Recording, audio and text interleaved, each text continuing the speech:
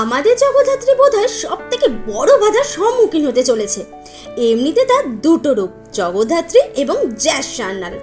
প্রথম থেকে স্বয়ম্ভুর সাথে জগদ্ধাত্রীর সম্পর্ক একেবারে কাঁটাবিহীন ছিল, সে কথা বলা যায় না।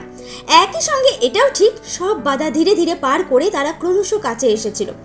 স্বয়ম্ভু অর্থাৎ সৌম্যদেবের সঙ্গে জগদ্ধাত্রী অঙ্কিতা মল্লিকের ব্যক্তিগত সম্পর্ক নিয়েও প্রচুর আলোচনা হয়েছে, কিন্তু অন স্ক্রিনে এবার বোধহয় কড়া চ্যালেঞ্জের মুখোমুখি আমাদের অঙ্কিতা মানে জগদ্ধাত্রী।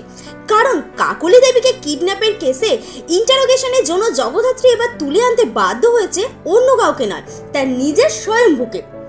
জগদ্ধাত্রীর অভিযোগ, স্বয়ম্ভুরা প্ল্যান করে কাকলি দেবীকে বাড়ি থেকে তুলে নিয়ে এসেছে, কিন্তু সেই অভিযোগ পুরোপুরি অস্বীকার করছে স্বয়ম্ভু, বারবার নিজেকে নির্দোষ বলে দাবি করছে। আর তখনই চরম রূপ ধারণ করে জগদ্ধাত্রী বলছে, স্বয়ম্ভু আমাকে জ্যাস সান্যাল হতে বাধ্য করো না।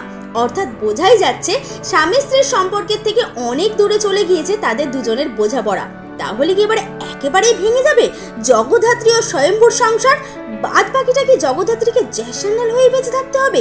এত কিছুর পরও স্বয়ম্ভুকে স্বাভাবিকভাবে মেনে নিতে পারবে তার স্ত্রীকে? এই সব কিছুর জন্যই জি বাংলায় সন্ধ্যা 7টায় আপনাকে দেখতে হবে জগদ্ধাত্রী। এমনই টেলিভিশনের হাড়ির খবর 7 তাড়াতাড়ি আপনার কাছে পৌঁছে দিতে বদ্ধপরিকর টাইমলাইন ক্রিয়েশন। আপনার নিজের কেমন লাগে জগদ্ধাত্রীকে?